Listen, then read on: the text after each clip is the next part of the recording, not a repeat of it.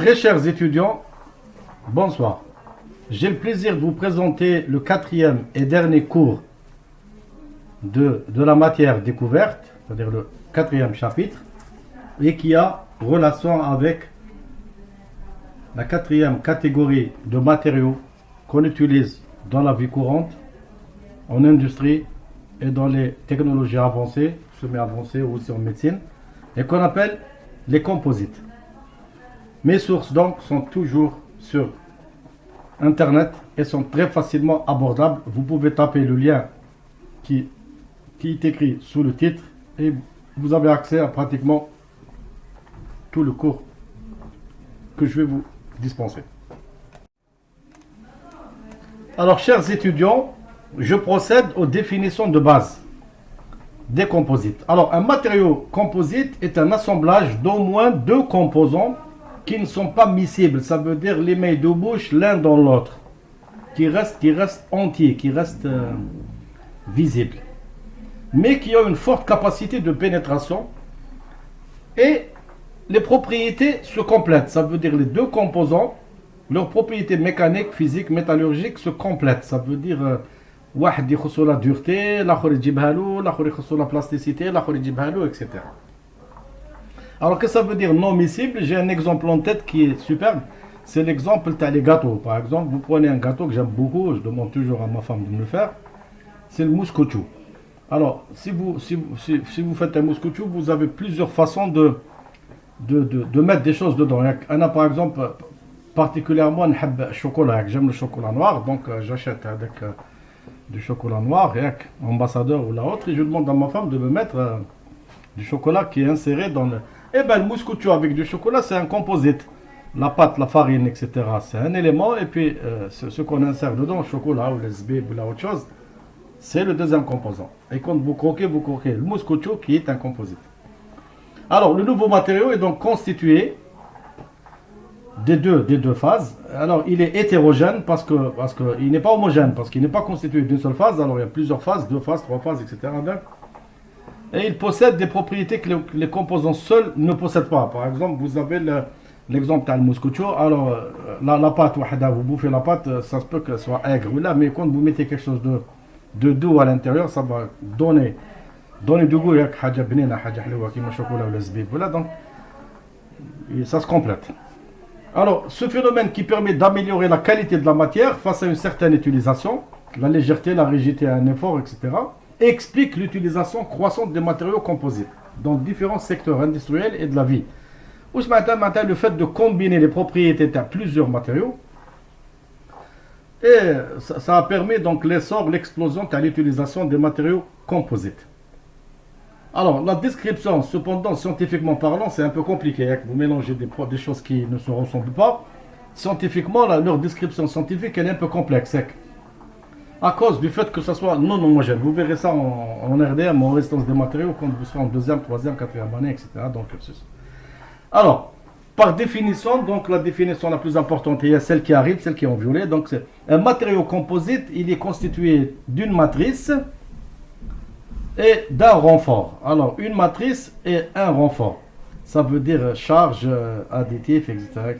Alors, le béton armé, donc le composite, c'est le béton. Et puis l'armature, on a c'est l'hdaïd, etc. Donc, on a les renforts. Voilà. Alors, le mouscouchou, l'exemple que j'ai donné tout à l'heure, la matrice, il y a la pâte, la farine, etc. Et le renfort, ou le chocolat, ou le zbib, ou autre chose. Alors, chers étudiants, une autre définition qui est parfois utilisée en chimie, c'est par exemple le fait de définir un matériau composite comme étant constitué d'une ossature. Alors, le renfort, il l'appelle l'ossature. C'est lui qui assure la tenue mécanique. Et le liant, qui est aussi appelé la matrice. Alors, la matrice, la définition précédente, maintenant s'appelle le liant. Et le renfort s'appelle maintenant l'ossature. Exactement comme ce qui se passe dans les pare-chocs des voitures, des voitures modernes. Dans le temps, les voitures étaient faites les pare-chocs des voitures étaient faits en chrome, en métal qui était chromatisé, qui était chromé. Maintenant, vous remarquez que les voitures les pare-chocs des voitures nouvelles, ils sont tous noirs. Ils sont formés d'un composite qui est formé, lui, alors d'un plastique, ça veut dire d'un polymère, qui est renforcé avec soit des fibres, soit des fibres métalliques, soit des fibres autres. Donc en carbure tungstène, ça dépend. Donc voilà. Alors, le lion, c'est lui qui a. Le lion, ça veut dire la matrice, c'est lui qui assure la cohésion de la structure. Et celui qui transmet les efforts vers le renfort. Vous savez, il transmet les efforts vers le renfort. Alors, celui qui encaisse, par exemple, le pare-choc, une voiture touche une autre voiture, eh ben, celui qui va encaisser, qui va relaxer le choc, eh ben, c'est l'ossature, ça veut dire le renfort. Et le thermoplastique, ça veut dire la matrice, le lion, c'est lui qui va transmettre le choc. Et il va l'envoyer vers le renfort qui va le relaxer. Alors, il existe maintenant, donc les dernières décennies, les 4 ou les 3 dernières décennies, il existe généralement 3 familles. Il y a 3 familles de composites. Alors, s'il vous plaît, rappelez-vous des 3 définitions à deux, parce que mes questions pour l'examen tombent sur ça. Donc, il y a la première famille qu'on appelle les CMO, ça veut dire les composites à matrice organique. Maintenant, la matrice, c'est un polymère, et le liant, ça peut être un métal ou là, une céramique. Ensuite, vous avez deuxième catégorie, c'est les composites à matrice céramique qu'on appelle les CMC. Alors, ceux-là sont un peu rares parce qu'ils sont destinés aux applications très hautement technologiques. Pour la température, comme pour l'aérospatial, le nucléaire, le militaire, etc. Et le freinage des engins, les bolides, donc les voitures de course. Donc vraiment, ils coûtent horriblement cher parce qu'une matrice en céramique, mettez un renfort à l'intérieur, technologiquement, c'est pas facile. Alors, je fais un CMO, composite à matrice organique, qui m'a le pare-choc électrobilette. CMC, composite à matrice céramique. Maintenant, la dernière catégorie, la troisième, il y a composite à matrice métallique. Alors, CMM, c'est moins technologique que les CMC.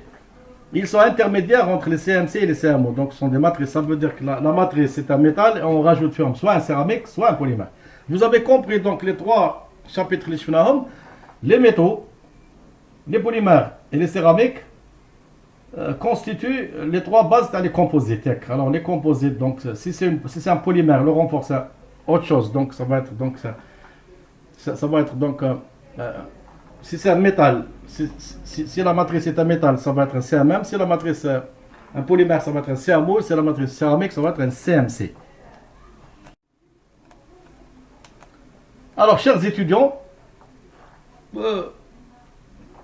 les composites, ils trouvent des applications. Ça veut dire, on les applique, on les utilise principalement donc à cause de leur très bonne tenue mécanique. Ça veut dire le fait qu'ils résistent mécaniquement. Ça veut dire que ils ont une très bonne tenue mécanique. Ça veut dire qu'ils sont pas fragiles, ils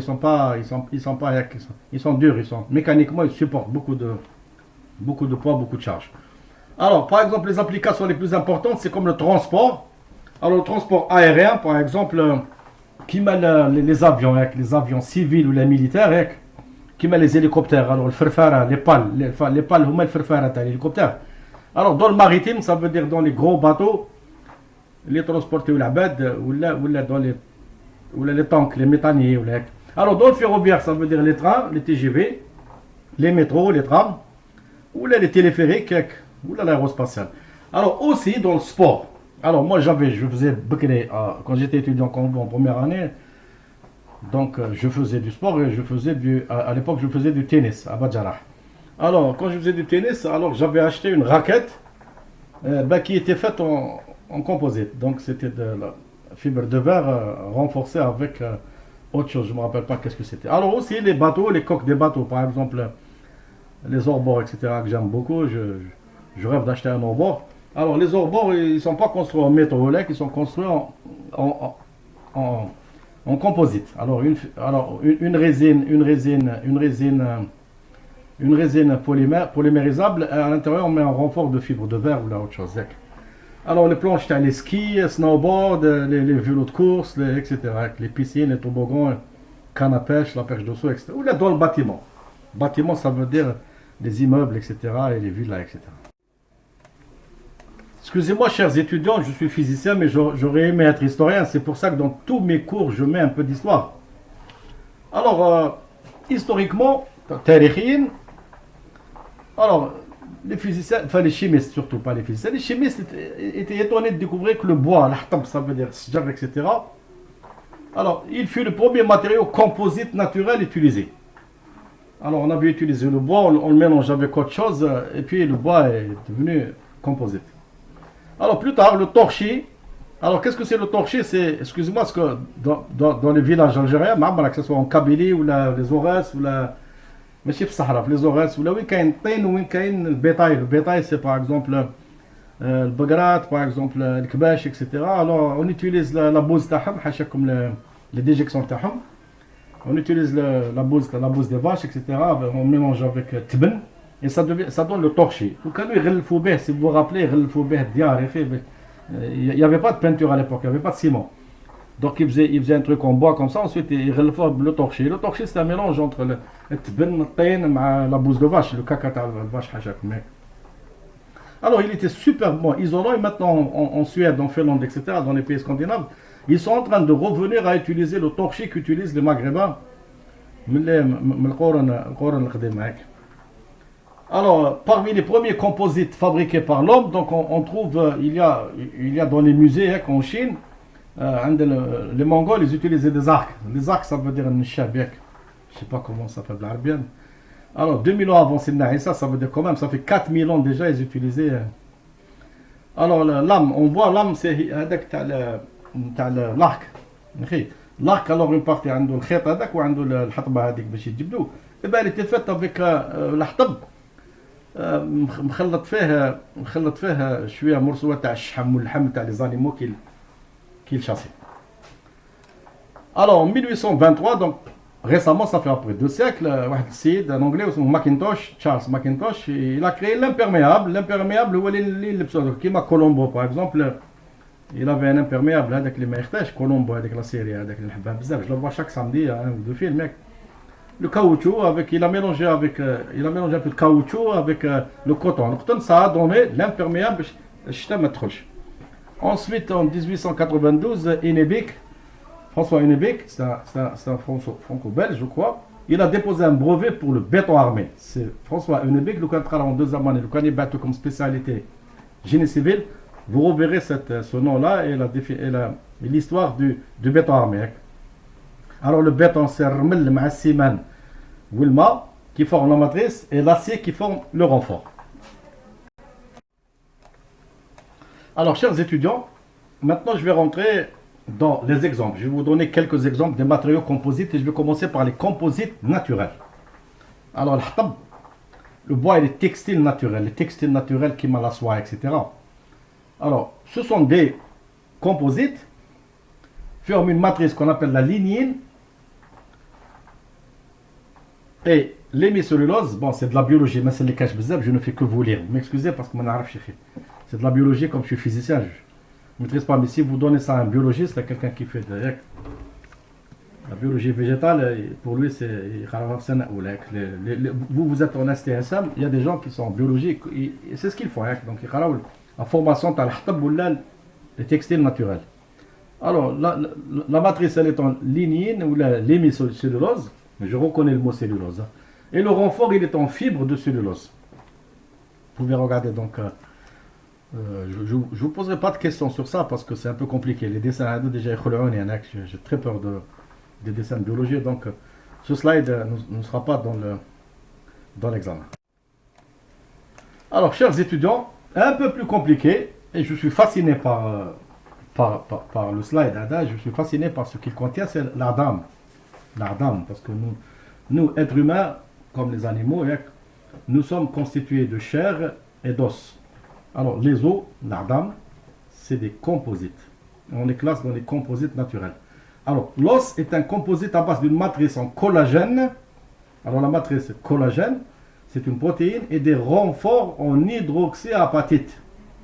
Alors, l'hydroxyapatite, c'est un composé un peu compliqué, c'est du phosphate calcium. Alors, où est le cristal osseux? Je ne vous dis pas plus parce que, sincèrement, j'ai un étudiant, j'encadre, j'ai une équipe de recherche de 15 docteurs. plus 5 واحد اخرين qui sont en train de préparer un doctorat. Il y en a deux qui veulent travailler sur l'hydroxyapatite. Je leur ai dit blague c'est un peu compliqué parce que on voudrait étudier un peu l'effet de la corrosion sur l'hydroxyapatite, c'est un peu compliqué. Donc je fais oublier l'os. Dans ce slide, rappelez-vous que l'adam c'est un composite. C'est tout. Le reste, c'est culture générale, c'est un peu compliqué. Ça, c'est du domaine de doctorat et plus. Vous êtes en L1, vous allez aller en L2, en L3, ensuite M1, M2, ensuite vous ferez le doctorat, première année, deuxième année, quatrième année. Donc, c'est du niveau de doctorat. Rappelez-vous que l'adam, c'est un composite. Il est constitué de deux choses. Wahda osma le collagène, wahda osma l'hydroxyapatite. Oubliez le collagène, oubliez l'hydroxyapatite. Rappelez-vous juste, Hadja, je pose une question pour l'examen. L'os est-il un composite ou non? Donnez la réponse. Alors, chers étudiants, les composites artificiels, mustana'in, à la différence des composites naturels, les composites naturels sont créés par Rabbi Subhanahu et se retrouvent dans la nature. Choufna le bois, choufna les tissus naturels, choufna l'os, etc. Et là, les composites artificiels, mustana'in, sont fabriqués par l'homme. Mais n'oubliez pas, ce n'est pas une création ex nihilo. Mais chez l'Abdja, il va créer la fibre. Non, on les tire à partir de, par exemple, du pétrole. Ou là, par exemple, à partir de zjad, ou à partir d'autres choses. Mais transformé. Ce qui, dans le mot artificiel, maintenant, transformé par l'homme. Alors, il y a les composites rigides, les matériaux composites rigides qui ont des fibres de verre. Donc la classe fibre de verre rigide, hein, fibre de verre ou la fibre de carbone, qui sont des composites, des mélanges respectivement de fibres de verre, qui ont un matériau composite fibre de verre, fait des fibres de verre ou la fibre de carbone, et la matrice, ce sont des résines. Les résines sur la colle, c'est une colle qui est ce sont des résines rigides qui sont appelées époxydes. Les résines rigides époxydes, par exemple, la colle qui est liquide, qui elle devient dure. Comme il y en a par exemple dans la photo où c'est écrit durcisseur époxy. Alors, le durcisseur époxy, c'est la matrice. Qui a les résines, la fibre de verre ou la fibre de carbone, هادوما اللي راهم في les photos de gauche, هادوما fibre de carbone, fibre de verre, يولي un composite. Alors, vous voyez par exemple sur la photo, à gauche, un monsieur qui est en train de monter une barque. Alors la barque, c'est une résine époxy avec de la fibre de verre. Avec de la fibre de verre. Donc le monsieur est en train de monter couche par couche. Donc il y a une couche de durcisseur, une couche de la résine époxy. Ça va donner donc le babor, le flouka par exemple, la siyadine, elle est matériau rigide. Le flouka, vous avez vu, elle est rigide. L'orbor, il est rigide. Donc il est fait en fibre de verre, qui sont des fibres qui sont insérées dans une matrice qui est en époxyde. Et ensuite, vous voyez le joli pare-choc de Renault ou la Peugeot ou la Dacia ou la je sais pas, qui sont donc, c'est une résine époxyde ou un polymère qu'une résine époxyde mélangée avec de la fibre de carbone ou là avec du métal. Et sur la photo de droite, complètement à droite du durcisseur époxy, la résine époxy, vous voyez un monsieur qui est en train de polymériser et de constituer un composite, je ne sais pas de quoi. Alors, chers étudiants, dommage, le métier de menuisier il est en train de disparaître. Le métier de menuisier et d'ébéniste, vous voyez, je ne sais pas, vous êtes jeune, vous avez 20 ans, mais dans mon temps, on a fait quartier, moi j'ai 60 ans. Quand j'étais jeune, dans chaque quartier, il y avait un ou deux menuisiers. Vous allez chez lui, vous lui demandez une fenêtre, vous lui demandez une chambre à coucher, vous lui... Personnellement, quand je me suis marié, c'est un menuisier qui m'a construit ma chambre à coucher de A à Z. Donc, chérie, à Belcourt, un menuisier, c'est lui qui me l'a. Mais maintenant, les jeunes, quand ils vont se marier, ils vont trouver des chambres à coucher qui sont déjà prêtes, qui n'ont pas été fabriquées par un menuisier. L'ahtab, donc, le bois noble, le bois noble, le bois dur, qui met le hêtre, ou le mérisier, ou le mérisier d'Oregon, il disparaît au profit de autre chose. C'est un nouveau bois qui est un composite artificiel. Donc, par exemple, vous achetez maintenant une chambre à coucher, vous êtes sûr que ce n'est pas du bois noble. Il a été fabriqué en Allemagne, surtout Xena. Vous achetez un meuble Xena ou là, donc c'est des panneaux qui sont achetés qui sont fabriqués en Allemagne ou là en Finlande ou là en Suède ou là bien. où les gens prennent un arbre et le découpent, etc. Et d'un arbre, ils en sortent 15 arbres. Donc ils font du composite. Alors ils fabriquent ce qu'on appelle les panneaux agglomérés. Donc quand on a un menuisier ou là, le panneau aggloméré, vous le voyez. Donc la photo de gauche, c'est un panneau aggloméré. Il fait tout, il l'allège. Ensuite, il plaque sous haute pression. Et ça donne un aggloméré, mais ça donne à peu près la consistance. Mais ce n'est pas le ce n'est pas le être. Donc on appelle ça des panneaux en aggloméré. Qui m'a le contreplaqué donc ils sont utilisés en menuiserie, en construction et en ébénisterie. Ça m'étonnerait en ébénisterie parce que l'ébénisterie c'est le fun. C'est l'ébénisterie, il y a la menuiserie تاع الفن. Qui تروح عند واحد تقول له دير لي باب ولا تاغا et tu me dessines des choses فيها des formes. كيما كانوا البيبان تاع بكري تاع وقت فرنسا. Vous allez à la rue Michelet, vous allez trouver de très très belles portes. Le can Djibou des menuisiers d'Orca, il serait incapable de reproduire. On appelle ça le métier d'ébéniste. L'ébéniste, c'est le menuisier fennan. Alors les cloisons, les séparations, le bruit. Vous avez un voisin par exemple, vous êtes gentil, vous êtes calme, mais votre voisin c'est un fou. Il a 5 enfants, il est donc le sabab تاع الحديد ويبدا يقربوا عليكم فوقكم ولا تحتكم à droite à gauche. Vous voulez mettre un cloisonnement, ça veut dire une séparation. Vous mettez un cloison en htab. Ça peut être en plâtre ou la htab ou la autre chose. C'est le monsieur de droite qui est en train de mettre une cloison pour séparer avec son voisin de gauche. Mais les discothèques, bon, ça c'est dommage, à dire ce qui se passe, etc. Mais vous allez en Europe, vous êtes jeune, vous aurez besoin d'aller en discothèque. Ben, les discothèques, généralement, elles sont dans le sous-sol pour ne pas déranger les voisins, le houma, etc. Donc, mais les discothèques, les cloisons pour arrêter le bruit. Chers étudiants, j'arrive à l'un des plus importants slides du cours sur les composites pour vous parler du béton armé, qui est un composite artificiel. Le béton armé, une chauffeur, parce que nous savons le binyan, impossible que les étudiants ne chefent un voisin ou l'ADL ou n'importe quoi, la wilaya ou la mairie. Alors, le béton armé, c'est qu'ils mettent une armature بالحديد.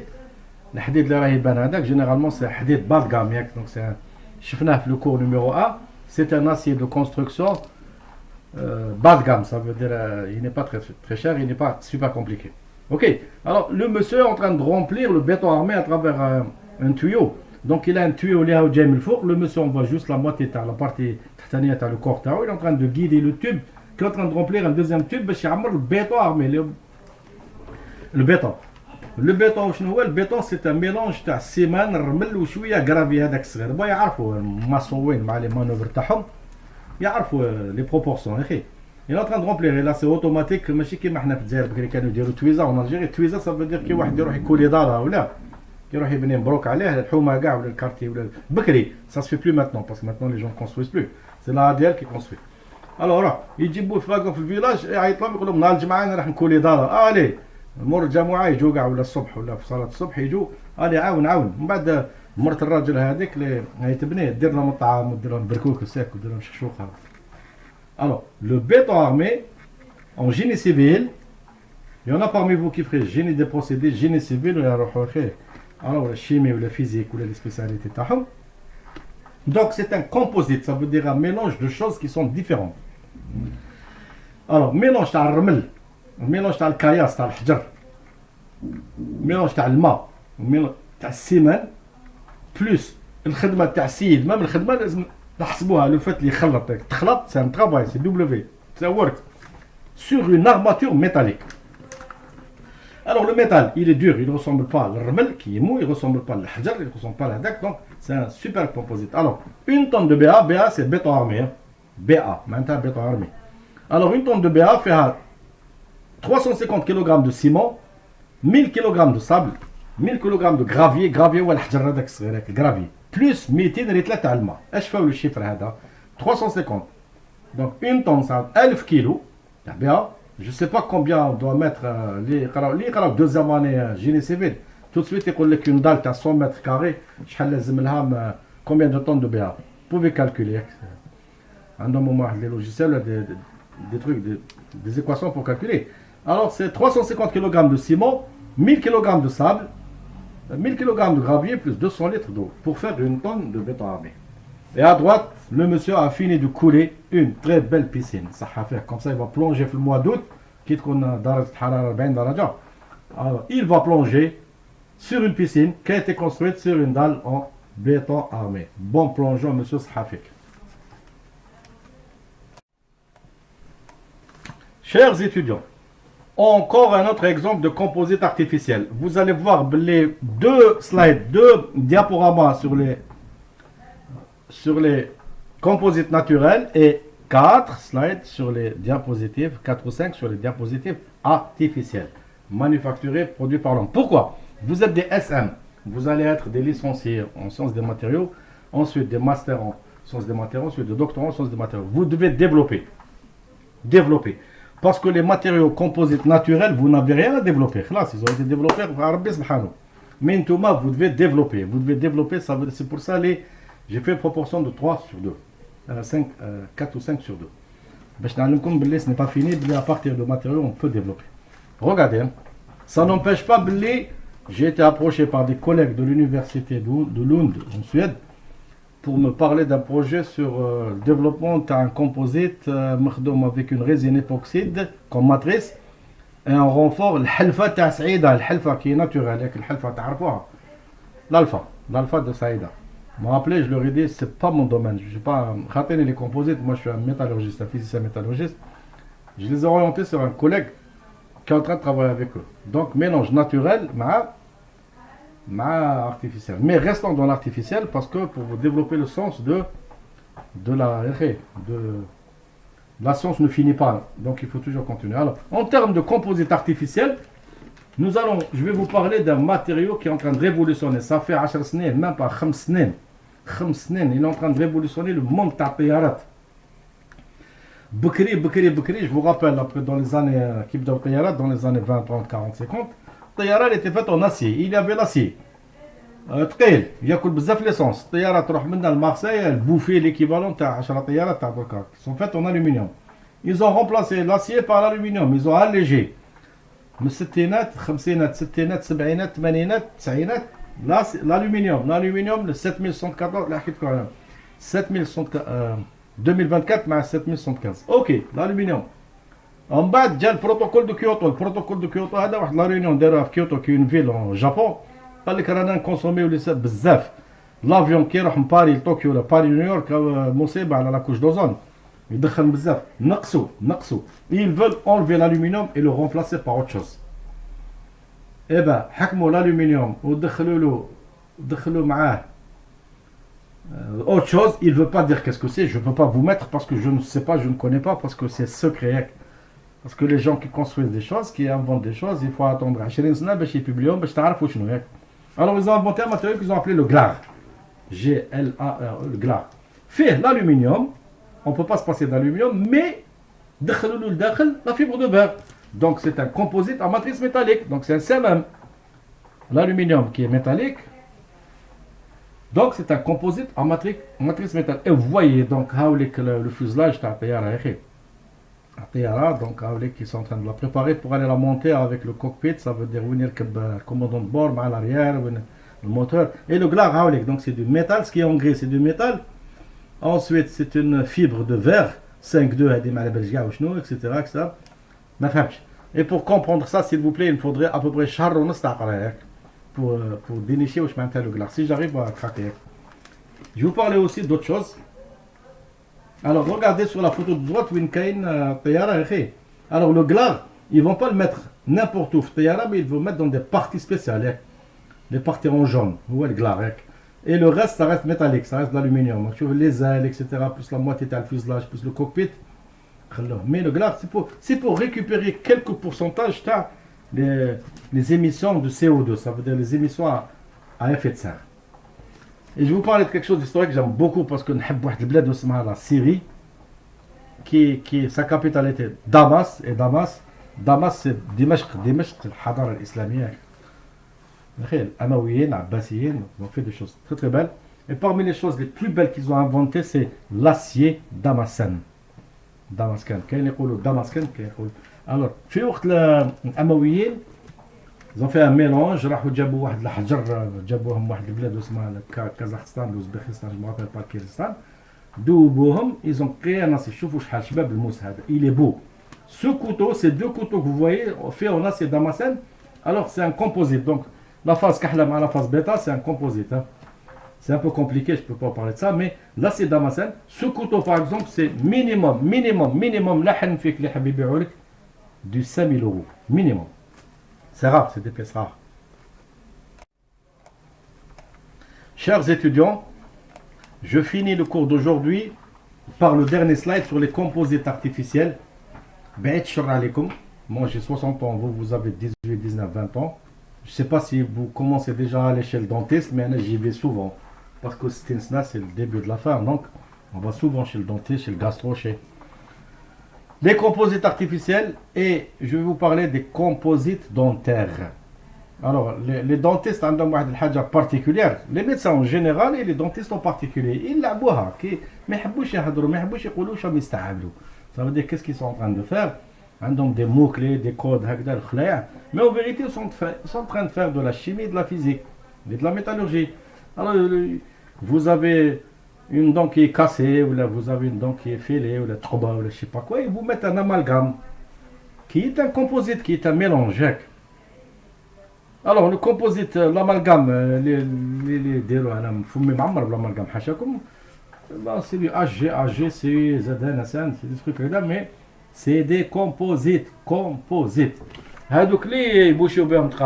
Maintenant, quand il vous met une dent carrément, il vous met un implant dentaire, je ne sais pas comment ils appellent. J'aime pas tellement aller chez le dentiste, quoi que je dois y aller parce qu'il y a un programme qui j'ai un joli chantier. Alors je sais qu'il parle de zircon, qu'il parle de hagda, qu'il parle de dents en émail, qu'il parle de dents, bref. Alors l'essentiel c'est que comprenez les en odontologie ça veut dire faire ils utilisent des composites qui sont faits mélange entre un liant qui est un polymère ou une céramique avec autre chose qui est... J'espère que vous n'irez pas très souvent chez les dentistes, quoique c'est inéluctable, mais inratable. Vous devez aller chez les dentistes parce que tellement qu'il y a le halwa, le gâteau, le pâtisserie. Donc la corrosion, ça veut dire... on est soumis à beaucoup d'agents corrosifs. Vous mangez un chewing-gum, vous prenez un qara gazeuse, vous ouvrez votre bouche, il y a un salopé qui rentre, un acide. Donc forcément, vous devez aller chez le dentiste parce qu'il y a de la corrosion et la corrosion ça troue les dents et les dents ont besoin d'être colmatées avec des matériaux composites. J'espère, chers étudiants, que ce cours vous a plu, vous plaira et vous ouvrira les yeux, le cœur pour faire sciences des matériaux, chimie physique, sciences des matériaux. Bon courage.